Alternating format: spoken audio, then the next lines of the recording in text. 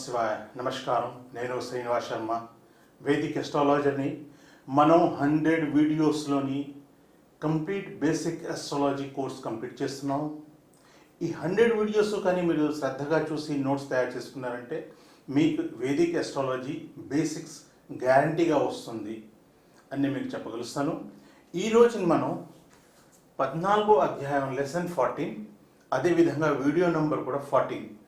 దీంట్లో మనం ఈరోజు రాశి అండ్ సింబల్స్, ప్రత్యేక రాశికి ఒక చిహ్నం ఉంది, సింబల్ ఉంది. సో వాటి గురించి మనం ఈ రోజున డిస్కస్ చేద్దాం. సో మనకి తెలుసు 12 రాశులు ఉన్నాయని. సో ఈరోజు వీడియోలో మనం 6 రాశుల గురించి చదువుకుందాం. నెక్స్ట్ వీడియోలో మనం మిగతా 6 రాశుల గురించి చదువుకుందాం. సో మనం మేషం నుంచి స్టార్ట్ చేస్తాము, కన్యా రాశి దాకా మనం చదువుకుంటాం. వీటి తాలూకు బేసిక్ ఫీచర్స్ ఎలా ఉంటాయి. సో మేషము, వృషభము, మిథునము, కర్కాటకం, సింహము, కన్య, ఈ 6 రాశుల గురించి మనం చదువుతున్నాం. సో మొట్టమొదట మనం మేషరాశి అంటే మేషం గురించి మనం వస్తున్నాం. దీని సింబల్ ఏంటంటే షీప్, అంటే గొర్రె అన్నమాట. సో గొర్రెకి 4 కాళ్ళు ఉంటాయి కాబట్టి ఈ రాశిని చతుష్పద రాశి అంటాం మనం. అంటే షీప్కి 4 కాళ్ళు ఉంటాయి కాబట్టి దీనికి చతుష్పదము అంటాం. గొర్రె ఎక్కడ ఉంటుందండి? ఇది ఒక డొమెస్టిక్ యానిమల్, అంటే ఇంట్లో పెంచుకునేది ఇది. కానీ ఇది పొద్దున్న అడవిలో వెళ్తుంది, మేత మేస్తుంది, మళ్ళీ ఈవినింగ్ రిటర్న్ వచ్చేస్తుంది. అది అనమాట మేషరాశి తాలూకా సింబలు, దాని తాలూకు అర్థము. అయితే మనకు అనిపించవచ్చు, మనకి జాతక శాస్త్రంలోని ఇటువంటిది మనకు అవసరం పడతాయా? గ్యారంటీగా పడుతుంది. మనం జ్యోతిషం పూర్తిగా నేర్చుకోవాలంటే ఇవన్నీ అవసరమే. పరాశర హోరా శాస్త్రంలో రాసిన ప్రతి పేజీ, ప్రతి శ్లోకం మనకి అవసరమే. అది చదివితే కానీ, అవి నేర్చుకుంటే కానీ మనం కరెక్ట్గా ఎస్ట్రాలజీలో ప్రెడిక్షన్స్ చేయలేము. అయితే ఒక ఉదాహరణకి, ఒకవేళ కానీ ఒక జాతకుడు మేషలగ్నంలో కానీ పుడితే తనకి మార్నింగ్ వెళ్ళి ఈవినింగ్ వచ్చే వర్క్ తను లైక్ చేస్తాడు అని చెప్పవచ్చు. అంటే నైట్ డ్యూటీలు ఉంటే తనకి ఇష్టం ఉండదు. మార్నింగ్ 9 o'clock ఆఫీస్కి వెళ్ళడం, పని చేసుకోవడం, ఈవినింగ్ 6-6:30 కల్లా ఇంటికి వచ్చేయడం, ఫ్యామిలీతో టైం స్పెండ్ చేయడం తనకి ఇంట్రెస్ట్. తను అటువంటి జాబ్స్లోనే సక్సెస్ఫుల్ కూడా అవుతాడు. వేరే జాబ్స్లోని తను కోపప్ చేసుకోలేడు. అందుకు మేషలగ్నంలో పుట్టిన వాళ్ళు అటువంటి పనులు చేస్తారు అని మనం ప్రిడిక్షన్ చేయవచ్చు. ఇదే విధంగా ఎన్నో రకాల ప్రిడిక్షన్స్కి మనకి ఈ సింబల్స్ కూడా చాలా హెల్ప్ చేస్తాయి. నెక్స్ట్ రెండోది రాశి వృషభము, వృషభ రాశి. ఇంగ్లీష్లో దాన్ని ఆక్స్ అంటారు, మనం ఎద్దు కూడా అనొచ్చు, దాన్ని వృషభం అంటాం మనం. అది కూడా ఒక చతుష్పద జంతువే, దానికి కూడా 4 కాళ్ళే ఉంటాయి. అయితే ఆక్స్ అనేసరికల్లా, ఒక ఎద్దు అనేసరికల్లా ఫస్ట్ మనకి ఏంటి గుర్తొస్తుంది అంటే హార్డ్ వర్క్.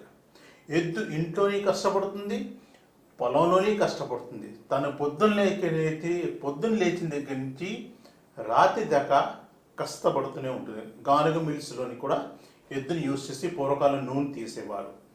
అదేవిధంగా నీళ్లు తోడడానికి కూడా ఎద్దుని యూజ్ చేస్తారు. పొలంలో దున్నడానికి కూడా ఎద్దుని యూజ్ చేస్తారు. వస్తువుని ట్రాన్స్పోర్ట్ చేయడం కూడా ఎద్దుల బండి రూపంలోని ఎద్దుల్ని యూజ్ చేస్తారు. సో పొద్దున్న లేచి నుంచి సాయంకాలం దాకా కంటిన్యూస్గా హార్డ్ వర్క్ చేయడం అనే నేచరే ఈ వృషభము. అంటే ఇక్కడ ఒక జాతకుడు కానీ వృషభ లగ్నంలో పుట్టాడు అనుకోండి, తనకి కంటిన్యూగా పనిచేసే కెపాసిటీ తనలో ఉంటుంది, దృఢ సంకల్పం ఉంటుంది. అతను కానీ ఒక పని చేద్దామని పట్టుకుంటే పొద్దున్న లేచి దగ్గర నుంచి సాయంకాలం దాకా 365 రోజులు తను కంటిన్యూగా పని చేస్తాడు అని మనం చెప్పవచ్చు. కంటిన్యూటీ ఆఫ్ వర్క్ ఇక్కడ మనకు ఎక్స్ప్రెషన్ ఉంటుందన్నమాట. మూడో రాశి మిథునం. మిథున రాశి ఎలా ఉంటుందండి? ఇవాళ రేపు న్యూస్ పేపర్లో యాడ్స్ ఇస్తారు, వార ఫలాలు, దినఫలాలు. వాటిలోనే ఒక హార్ట్ తలకు సైన్ వేస్తారు, లేదంటే 2 హార్ట్స్ కలిపేసి వేస్తారు. కానీ యాక్చువల్లీ శాస్త్రంలో అలా కాదు. శాస్త్రంలో ఏం చెప్పారు? ఒక మేల్ అండ్ ఒక ఫిమేల్, ఒక పురుషుడు ఒక స్త్రీ అన్నమాట, వీళ్ళిద్దరూ కలిసి ఉండి పురుషుడు తాలూకా చేతిలోని గద, స్త్రీ తాలూకా చేతిలోని వీణ ఉంటుంది. అది దాని తాలూకు సింబల్. కానీ ఇవాళ మనం ఇంటర్నెట్లో ఎతికినా, బుక్స్లో ఎతికినా ఎక్కడ మనకు ఆ సింబల్ మాత్రం కనబట్టలేదు. కానీ పరాశర హోరా గ్రంథంలో మాత్రం ఎక్స్ప్లెనేషన్లోని ఇదే చెప్పారు. ఏంటి, ఒక పురుషుడు ఒక స్త్రీ వాళ్ళిద్దరు కలిసి ఉంటారు. పురుషుడి చేతిలో గద ఉంటుంది, స్త్రీ చేతిలో వీణ ఉంటుంది. అంటే దాని అర్థం ఏంటి ఇక్కడ? ఫస్ట్ ఏంటంటే మనుషులు వీళ్ళిద్దరు, పురుషుడు స్త్రీ, వీళ్ళు మనుషులు, మానవులు. కాబట్టి ద్విపద రాశి అంటే 2 కాళ్ళు ఉన్న రాశి ఇది. ప్లస్ ఏంటి, గద పట్టుకున్నాడు అంటే తనకి స్పోర్ట్స్ అంటే ఇష్టం. స్పోర్ట్స్ యాక్టివ్లో అంటే క్రీడలోని అతను పార్టిసిపేట్ అయ్యి ఉన్నాడు అన్నమాట, స్పోర్ట్స్లో పార్టిసిపేట్. వీణ పట్టుకున్నారు అంటే మ్యూజిక్ అండ్ డ్యాన్స్ అనొచ్చు మనం. ఎందుకంటే ఉట్టు మ్యూజిక్ ఉంటుంది, మ్యూజిక్ అండ్ డ్యాన్స్ ఎప్పుడు కాంబినేషన్ ఉంటుంది. సో ఏంటి, మిథునము అంటే పురుషుడు స్త్రీ కలిసి డ్యాన్స్ చేస్తున్నట్లుగా, మ్యూజిక్ వాయిస్తున్నట్లుగా, స్పోర్ట్స్లో క్రీడల్లోని పాల్గొన్నట్లుగా మనకి అనిపిస్తుంది. సో అదే విధంగా మనం అనాలిసిస్ చేస్తున్నాం. కానీ ఒక జాతకుడు లేదంటే జాతకురాలు తను కానీ మిథున లగ్నంలో పుడితే తనకి మ్యూజిక్ అన్నా, స్పోర్ట్స్ అన్నా, డ్యాన్స్ అన్నా ఇంట్రెస్ట్ ఉంటుంది. ఆ ఫీల్డ్లో వాళ్ళు సక్సెస్ అవుతారు. అయితే అదేనా మెయిన్ ప్రొఫెషన్ అవ్వచ్చు, లేదంటే అది వాళ్ళకి ఒక హాబీ కిందన్నా అవ్వచ్చు. అండ్ ఫ్యూచర్లో ఫేమస్ అవ్వడానికి, డబ్బులు సంపాదించడానికి ఇది కారణం అవ్వవచ్చు అని చెప్పగలుగుతాం. సో మనం నెక్స్ట్ చూద్దాం. నెక్స్ట్ కర్కాటకం. కర్కాటకము అంటే, కర్కాటకం ఎక్కడ దొరుకుతుంది? అది బహుపద రాశి.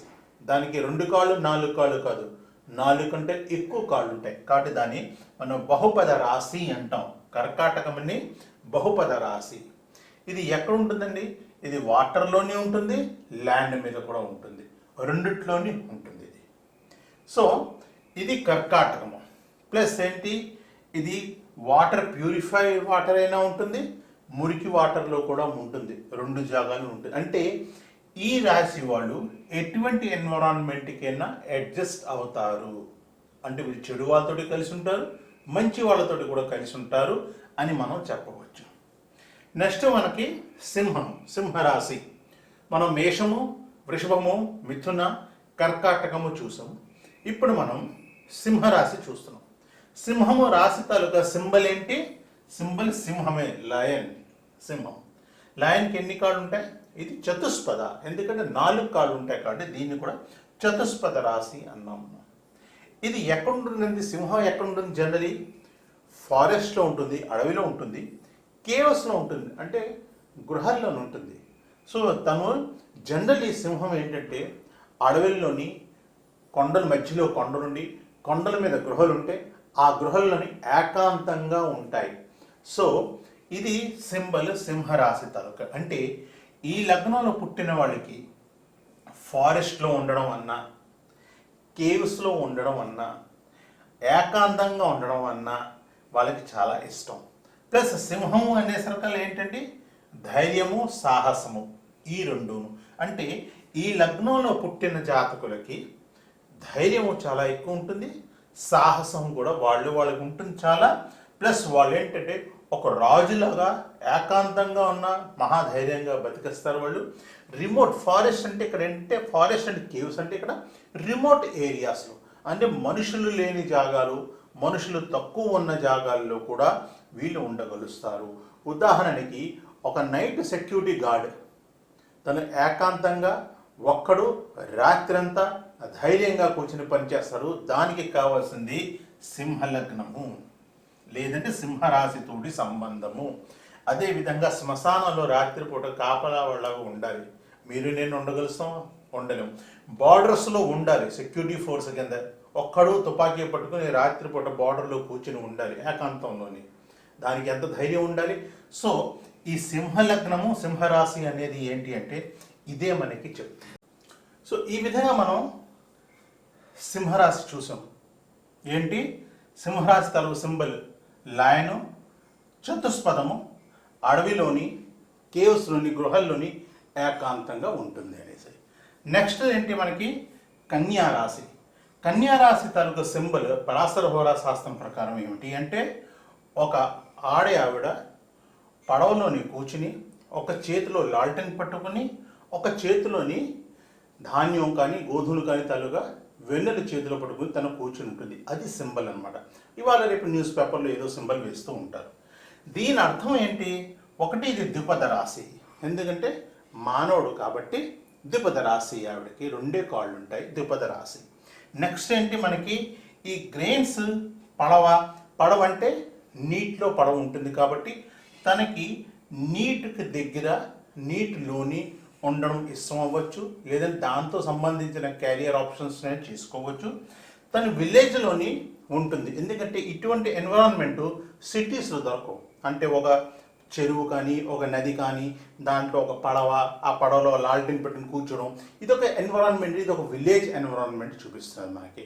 అంటే ఏంటంటే ఒకవేళ జాతకుడు తాలూకా ఏ భావంలోనైనా కన్యా రాశి కానీ ఉంటే ఆ ప్రొఫెషన్స్ కానీ, ప్రొఫెషన్ చూస్తే ప్రొఫెషన్ వల్ల, లగ్నం చూస్తే లగ్నం వల్ల అటువంటి వ్యక్తులకి విలేజెస్ తోటి సంబంధం ఉంటుంది అని మనం చెప్పవచ్చు. సో ఈ విధంగా ఇవాళ రోజున మనం ఈ వీడియోని మేష రాశి దగ్గర నుంచి కన్యా రాశి దాకా 6 రాశుల గురించి డిస్కస్ చేసాం.